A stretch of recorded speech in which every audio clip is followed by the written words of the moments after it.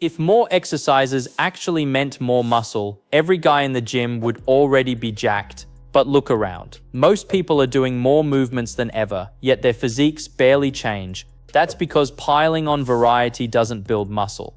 It spreads your effort thin.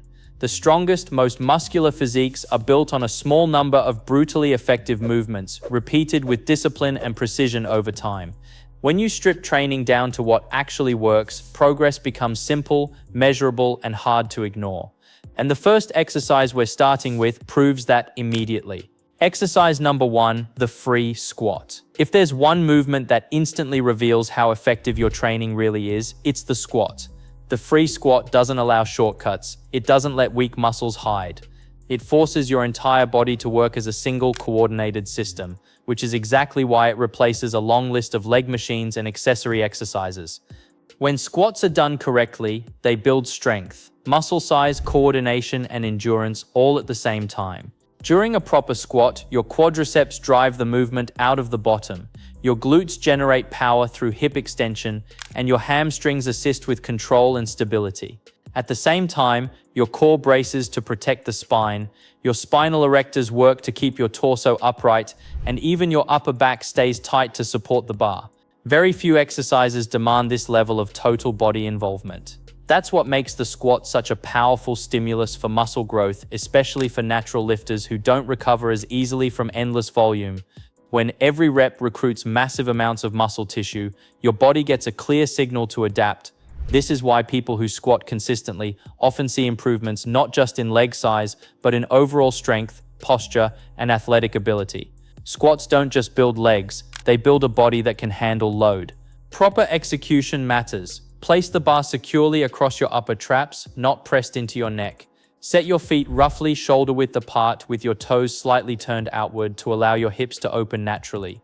As you descend, bend at the knees and hips together, thinking about sitting down between your hips rather than collapsing forward. Keep your chest tall, your core braced, and your spine neutral from start to finish. Lower yourself until your thighs are at least parallel to the floor or slightly below if your mobility allows. From the bottom position, drive upward by pushing through the midfoot and heels, extending the hips and knees together. The ascent should feel powerful but controlled, with tension maintained the entire time. If you want to increase difficulty without immediately adding weight, small adjustments go a long way.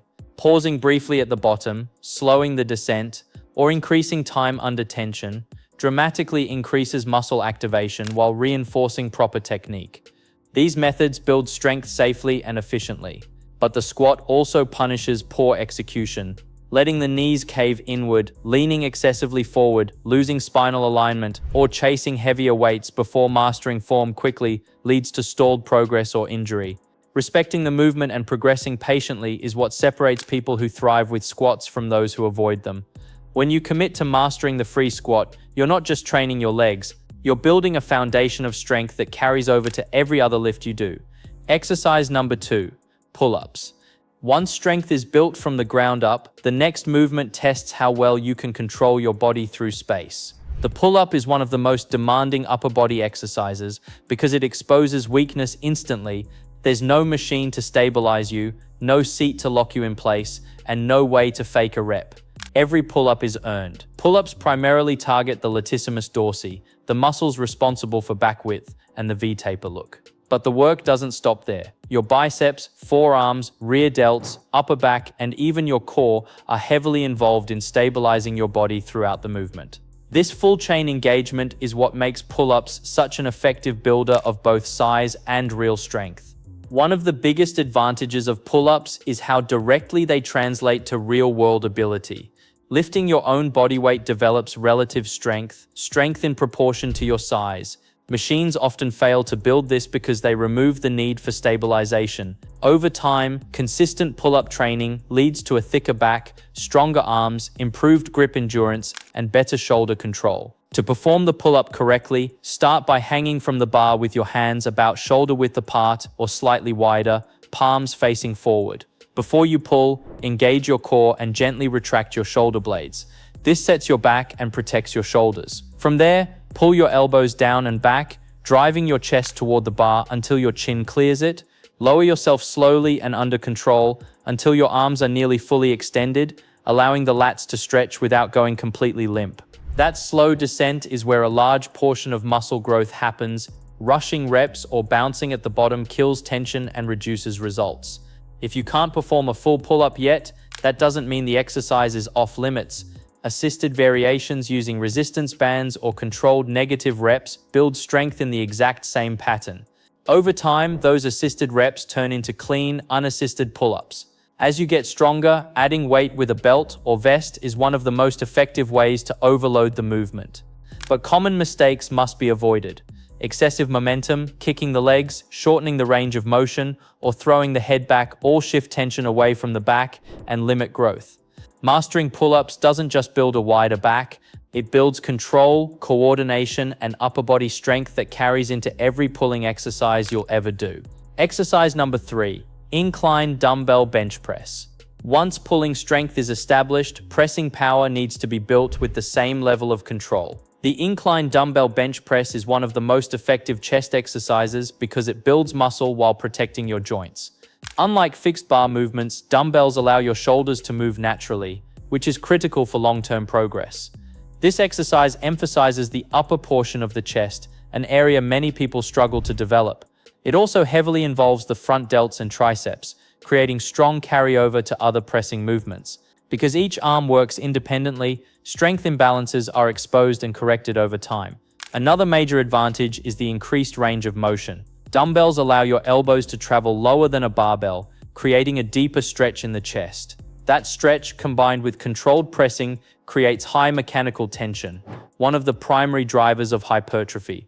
To perform the incline dumbbell press correctly, set the bench to a 30-45 degree angle. Sit down with the dumbbells on your thighs, then carefully lie back and bring them into position. Plant your feet firmly on the floor and retract your upper back slightly into the bench for shoulder stability. Press the dumbbells upward in a smooth arc until your arms are nearly straight, without aggressively locking the elbows. Keep tension at the top rather than letting the weights touch and relax. Lower the dumbbells slowly, maintaining control and allowing the chest to stretch fully. To increase difficulty without adding weight, slow the descent, pause briefly at the bottom, or extend the length of each set. Avoid excessive incline angles, which shift emphasis away from the chest and onto the shoulders, and resist the urge to rush reps or bounce the weights. Done consistently, the incline dumbbell press replaces multiple chest machines while building strength, symmetry, and upper chest thickness. Exercise number 4, military press. With the lower body and chest developed, the shoulders become the next limiting factor. The military press is one of the most effective shoulder exercises because it demands full body stability. This movement exposes weak links immediately. The military press primarily targets the front and side delts while heavily involving the triceps. But what makes it special is how much the rest of the body must contribute. When performed standing, the core, glutes, and lower back must stay tight to keep the torso upright and the spine protected. Strong shoulders play a major role in almost every upper body movement. A solid overhead press improves bench pressing, dips, and even pulling movements by reinforcing shoulder positioning and joint stability. It also improves posture by strengthening the muscles that keep the torso upright. To perform it correctly, stand with your feet shoulder width apart and grip the bar just outside shoulder width. Position the bar at upper chest level with the elbows slightly in front of the bar. Brace your core and squeeze your glutes before pressing. Press the bar straight overhead, keeping it close to your face. At the top, avoid leaning backward or aggressively locking out. Lower the bar under control, back to the starting position. If joint comfort is a concern, dumbbells are a great alternative, offering more freedom of movement and increased stabilizer demand. Regardless of variation, avoid excessive lower back arching and using momentum. When executed properly, the military press replaces multiple shoulder isolation movements while building strength that carries into every pressing exercise. Exercise number 5, deadlift. If there is one exercise that demands respect, it's the deadlift. This movement forces nearly every major muscle group to work together. It builds raw power, structural strength, and resilience in a way few exercises can match. The deadlift heavily engages the glutes, hamstrings, and quads to drive the lift. The entire back stabilizes the load. The grip is challenged on every rep, The core must stay braced to protect the spine. Because it allows heavy loading when done correctly, the deadlift sends a powerful signal for adaptation. Strength increases, muscle density improves, the body becomes harder to break. Set the bar over the midfoot, grip it just outside your knees, brace your core, flatten your back, and lift by pushing the floor away. Keep the bar close to your body. At the top, stand tall and squeeze the glutes without leaning back. Lower the bar by hinging at the hips first, then bending the knees.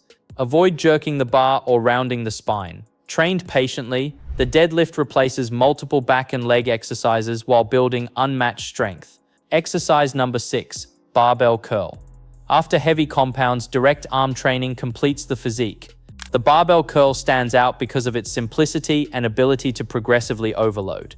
It targets the biceps brachii while also engaging the brachialis and forearms. The fixed bar path allows consistent loading and measurable progress. Stand tall, elbows close to your sides. Curl the bar upward under control. Squeeze the biceps, lower slowly. Avoid swinging, excessive weight, or letting the elbows drift forward. Discipline is what builds arms. Exercise number 7, parallel bar dips. Dips bring everything together. They train the chest, triceps, shoulders, and core simultaneously. They provide a deep stretch, massive tension, and easy overload with added weight. Lower under control, press up with power, keep the shoulders safe by maintaining clean form. Dips finish the system by reinforcing pushing strength and muscular balance. Bonus movements like lateral raises and face pulls fill in aesthetic and structural gaps, but the core work is already done. Choosing the right exercises is only half the battle. Execution, patience, and consistency decide everything. If you want these movements to actually change your body, fix the mistakes that quietly cancel progress, that's exactly what the next video breaks down. Don't skip it.